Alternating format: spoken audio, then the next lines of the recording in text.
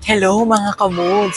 Good day to you! Alam niyo ba kung saan tayo pupunta? Meron tayong pupuntahan ng isang social na karinderya na kung saan they are cooking 72 na viands. And not only that, alam niyo bang they are also offering delicacies like kambing. And maganda pa yung lugar. So alam niyo ba kung saan located yun?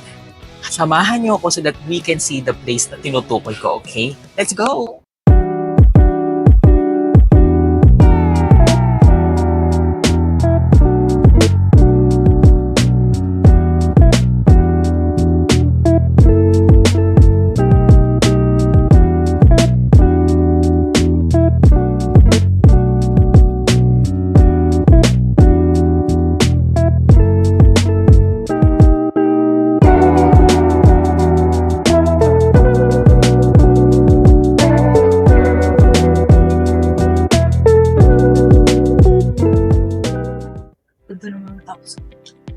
Ayan, so we are here already in the Intramuros area, guys. So we're about to park yung sasakyan natin kasi we can get a better place to make sure na safe yung mga gamit natin. And then we're gonna go to Patio de Conchita na.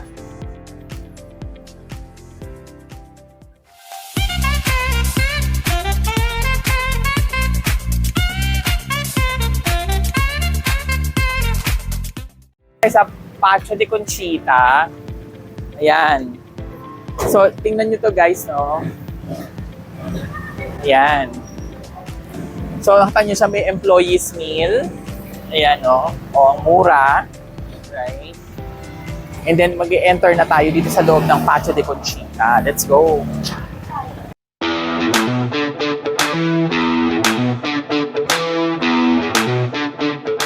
Okay, so ito guys yung sinasabi kong Patio de Conchita in which social na karinderya siya. Pag nakita mo, ang ganda ng place. And ito yung meron silang available na 72 na iba-ibang ulam. Kasama na din yung kambing. So, what we're gonna do is we're gonna order later. We'll just wait dun sa dalawang kasama namin kasi they're just still in the parking. But if you notice, ang ganda ng background ko, right? Who would ever thought na yung kinakainan ko ay nasa turo-turo or karinderya lang tayo. Kaya nga sabi ko dito, social na karinderya ang Patio de Conchita. Okay? So, I'll see you later pag naka-order na kami. Good day mga kamoods! So today, I would just like to give a disclaimer regarding the videos that I am uploading. So I would just like to reiterate that this is a personal lifestyle vlog. So all opinions expressed here are my own and has not been influenced by any means. And my reviews are based on my experience when I visited the place at that time. Now, it is very important that I would just like you to know, mga kamoods, that I am not a food critic, nor do I consider myself one. This is just a platform in order for me to be able to express and review my own personal dining experiences. May it be Have, Carry, or Wale. It's already going to be something that is based on my own preference. If you disagree or agree with me at any point in time, or do not receive the same experience, I will not be responsible because everyone will have their own unique dining experiences. So also, I would just like to inform you guys that all the meals are paid for by me. However, if any of the meals or products are going to be sponsored, or for example, I am going to be invited as a guest, I will definitely disclose it at the end of each vlog. Okay? So, let's continue with our vlog. So today, mag-uumpisa na tayo na bigyan ng rating ang Patio de Conchita. And as of the moment, I'm sure medyo familiar na kayo if you're watching my video na we only use 3 criteria whenever we are going to give a rating dun sa place na pinuntahan natin. So we are going to give a rating based on the place, the service, and the food. And of course, tatlong klaseng rating din ang pwede nilang makuha. Ang pinakamataas, which is Habe, which means naging masaya tayo sa experience natin. Pwede rin bang Carry, which means average, okay lang. And last but not least, is Wale. So Wale means hindi tayo naging masaya sa experience natin. Pumunta tayo doon sa place na yun. Let's start with the first criteria, which is the place. So, Pacho de Conchita is, I should say, a social na karinderya. Kasi typical na karinderya na you are going to choose kung ano yung pagkain na gusto mong kainin. So, kung ano yung nakalatag doon, which means mamimili ka na lang kung ano yung gusto mo.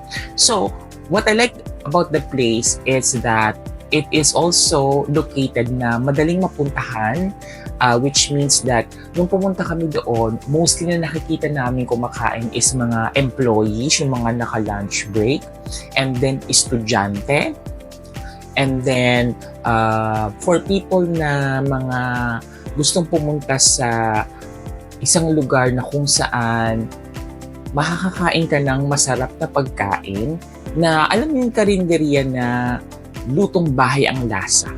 Yon. So doon pumupunta ang mga tao na nagiging suki ng Pacho de Conchita. Okay? So Pacho de Conchita, they accept cash. They also accept GCash as a form of payment.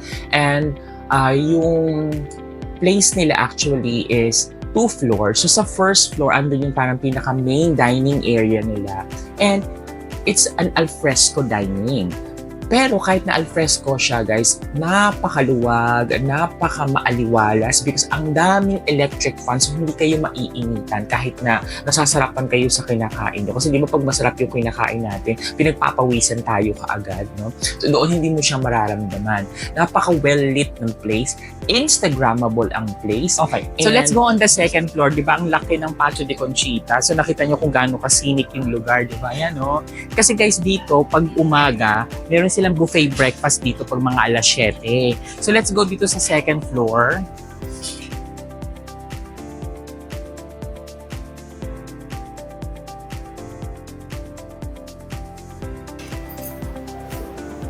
So ito guys, dito sila nakatira.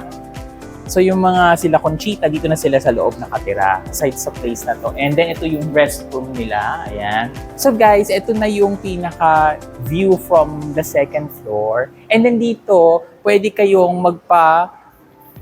reserve for special events. Ang ito yung second floor. Pero pag ordinary days, pwede rin kumain dito. Ayan o, diba ang ganda? So, ang ganda ng vibes niya dito.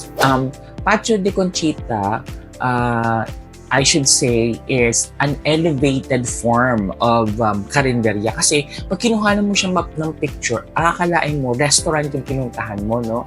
So, di ba nga, bihira ako makakita ng karinderya na ganun ka-Instagrammable kasi turo-turo restaurant siya. And because of that, I will give Pacho de Conchita away when it comes to the place. Okay, mga kamoves, we are going to go to the second criteria na binibigyan natin sa score sa mga established na pinupuntahan natin, and that is the service. 135 yan. Tapos, yung halo-halo nyo, 150. Ito yung mga ganito, magkano? 190. Uy, parang tuna to. Tuna ba to? Tama po, tuna pa ka. Magkano ganyan? Pwede po yan sa 5. Pag ganyan, Yan po yung 753. ito squid na ano. Yes. Magkano yung squid? 800. Oh, eto. Ano? Pampano po. Uy, pampano. O talaga? Okay. Okay, so sa Pacho de Conchita, once that you enter the place, i-greet ka kaagad ng mga employees doon. So, they are very welcoming, and then they will really describe to you yung mga food, and pag nagtatanong ka how much it is, kasi syempre di ba ganoon naman sa kalendarya, yung magkano to, how much to, di ba ganoon. And then, if I'm asking suggestions, ano mong masarap dito, or mga ingredients ng food, sinasagot naman nila ako. And then, every time I'm asking na, kunyari may mga choices, no? Tapos parang, kasi in Pacho de Conchita, ang daming choices talaga, mga kamut. So, minsan maguguluhan ka in making a decision. Alam mo, pipili ko alin food, alin dessert. Sobrang dami kasi ng choices. So, pag nagtatanong ka sa kanila, they will give you naman the suggestion that you needed para makapag-decide ka. Ay, ano ba masarap dito? Parang gusto ko yung bestseller nyo yan. Magkano yung ganyan? 350. Ano yan? Oxtail yung ano niya. Makain ka ba niyan? Pwede ka dyan? Ha? Ha? Pwede? Okay. So yan, sige. Ito, ate. Kare-kare. Isang order ng kare-kare. Tapos dalawa. Ha? Ayan ba yun? Oh, okay. Mga ganito kalaki yan. Ay, ganyan. Okay. Ayan. Ang sarap. May gulay yan, te. Okay. Ano? Salmon yan. May talong, no? Yan po is natin. Yung isa naman po ang mangga. Parang mas masarap to. Magkano ganito nyo? 60 pesos po sa Enchilada. That is po 50 pesos na. Pati itong ano, kilawing puso ng saging, yung laing. Dito sa gulay nyo, ano yung bestseller nyo? Halos na. Kung gusto ko yung word, halos lahat. Ano yung halos lahat bibilin ko? Pwede gawin po isa-isa. Para di mo makakain lahat. Kasi ang malala. Sige. Like Pilipino. Nagtitingin-tingin muna kami ha kasi gusto ko makapili. Pero sabi nila masarap daw yung laing. Pero ito gusto. Bestseller niyo daw to. Yan. Tsaka ito rin daw. Pero parang gusto ko to. Yan pala yan. Ano yung palaya itong? Ang palaya. And then, one thing there kasi is, in the services, I noticed that, nung napansin nila na ang dami kong dala-dala, yung pinaka-cashier, tinawag kaagad nila yung isang server at sinabi na pakitulungan naman yung mga customer na i-carry yung mga food. So, very ano naman sila doon, very attentive sila sa kailangan ng mga customer nila. And then also, nangyari na naman, as usual, naubusan ako ng battery charge ko. So, nung sinabi ko dun sa isang nasa may gumagawa ng mga shakes and mga desserts na pwede pong makicharge, sabi na, sige akin na po. Sinarge naman nila.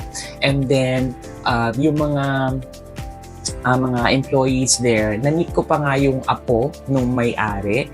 Friendly din naman sila. And then, they're trying to make small talks kasi nung napansin niya na nagsasalita ako, nag-video ako, sinabihan ako nung isa doon na, ay, nagba-vlog po ba kayo? Tapos sabi ko, yes, I do vlog. And then immediately, they got my page and then they subscribe to it. So, gano'n sila ka-attentive sa mga tao sa paligid. So, I feel really welcome there. Kaya, because of that, I will give Pacho de Conchita a day for their survey. So, good job kayo dyan. Hope you will continue to be warm and welcoming to all of your guests. The last part of our criteria that we are going to rate for Pacho de Conchita, and we are now going to rate the food. Order na tayo ha. Sige ate, ito isang order nito para meron tayong appetizer.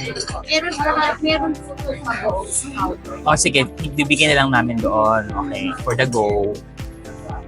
50 pesos yan, te? Ay, 60. Pesos po ang Enchilada natin. The rest po 50 pesos. Okay, thank you.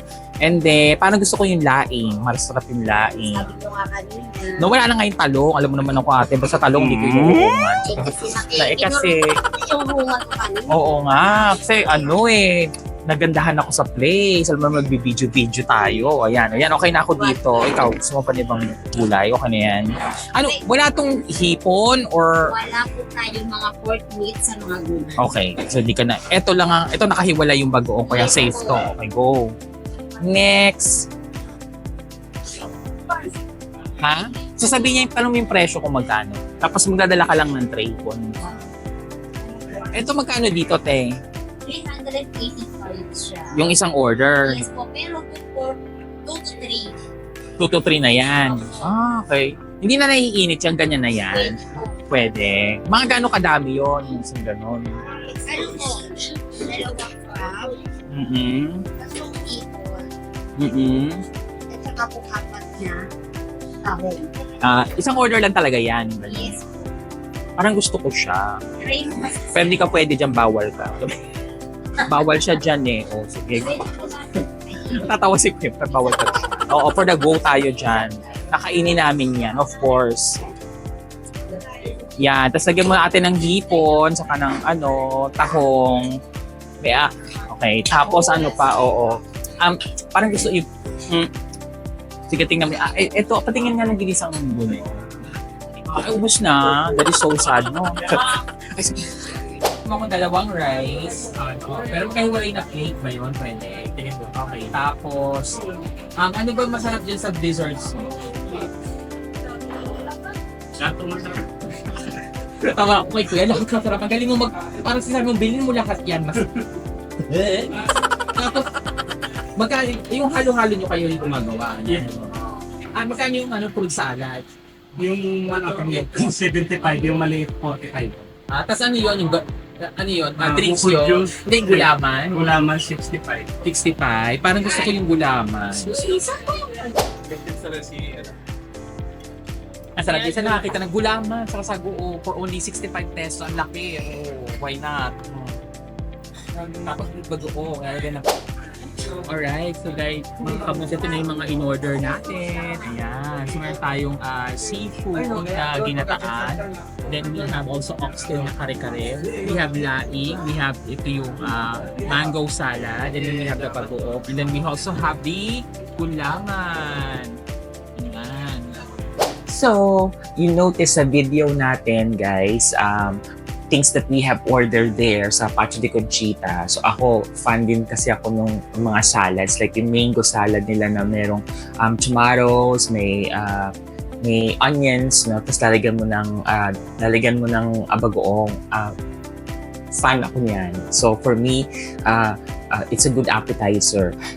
And fresh yung ginamit nilang mga ingredients kasi malalasahan mo naman talaga yun kung fresh or hindi. Even the mangoes, no? Hindi siya masyadong matamis, hindi rin siya maasim. Nasa maniba stage lang siya. So talagang masarap siya na gawing salad. And then I get the laing.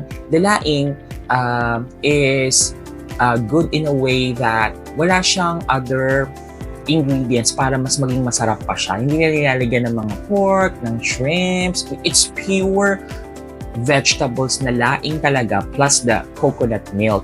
So, para magustuhan ko siya, ibig sabihin, maganda yung pagkakagawa niya kasi hindi na pa sila gumagamit ng other additives to give it more flavor, which is good. And then, yung seafood, ginataang seafood nila, oh my goodness. Really, really fresh. The shrimp, hindi siya overcooked, succulent siya. The crabs, manamis-namis, and then nakatanggal na yung pinaka mismong shell niya. Kaya pag kinakain mo siya, hihimayin mo na lang siya. So, another good thing yun, madali para sa customers. Even the mussels are good. And then yung gata na ginamit nila, alam mo na galing siya sa coconut milk, hindi yung gata na powder. Nalasahan mo yung flavor ng ginger, no? So, masarap din siya. And then yung oxtail na kare-kare, oh my goodness, napakasarap din siya in fairness. And yung kare-kare yung kare-kare serving nila at saka yung sa ginataan na seafood, it's good for 2 to 3 persons, which is worth it naman. And then, yung kinuha kong refreshment, which is yung sa gulaman, 60 pesos, ang laki-laki eh! So, ang sarap na inumin siya kasi di ba I'm tasting different kinds of food. Tapos syempre may mga bagoong. So, perfect partner yung sagot gulaman nila kasi hindi sobrang tamis, sakto lang. Tapos, marami siyang gulaman in fairness. Parang feeling ko nasa kalahati ng glass ay may gulaman. Hindi kamukha ng ibang mga servings ang liit-liit lang, no? And then, yung pinaka-arnibal niya, hindi ganun super sweet. Yung sakto lang, no? So, ang maganda pa dito when it comes to the food, marami kang choices. Ang Pacho de Conchita has actually 72 na ulam na pwede mong pagpilian. Ganun siya kadami. And then in the morning, mga pagbanda mga around 7, meron naman silang buffet breakfast. Okay? So, if you're gonna be asking me, yung pag tinitikman mo yung pagkain nila, lutong bahay yung lasa niya. Okay? So, it means hindi siya tinipid sa ingredients, no? Which is na-appreciate ko siya. And then, yung pricing niya, okay din naman kasi yung vegetable servings nila ay umaabot ng, I think, 60 pesos yung isang order, no? And then, for example, if yung gusto mo ng value meal, meron silang 140 pesos in which may isang rice na yon, tapos may isang ulam na vegetable, tapos isang ulam na meat. Okay? And masarap siya, hindi ka nalugi. And because of that, for the food, for Pacho de Conchita, I will give you a score of hooray! So, mga kamuds, we are going on the final verdict. The question is, babalik ba ako sa Patio de Conchita? And I will give you a definite answer, 1,000%. Yes, I will. Kasi ang sarap kumain sa Patio de Conchita, no? Hindi ka mapapressure na bilisan mo yung pagkain mo kasi wala nang mauupuan. And then, masarap yung pagkain, affordable siya. Hindi ka gagastos it will not break your budget. By the fact na doon kumakain yung mga iba-ibang employees from different offices, which means na affordable siya. Okay? So, mga kamuds, definitely I would recommend ang Patio de Conchita kung malapit lang naman siya sa inyo. It's in the Intramuros area, in Beaterio Street. So, kung gusto niyo puntahan ang Patio de Conchita, then for the go, I'll give you 1,000% assurance hindi po kayo mapapahiya sa suggestion. Okay? So, hope you enjoy when you go to Patio de Conchita. Hey, mga kapuso, ito, pauwi na tayo. Kasi tapos na tayong kumain dito. So, I hope na nag-enjoy kayo doon sa mga lugar na nakita nyo dito sa mga pagkain na kinain natin. Okay? Bye! See you next time!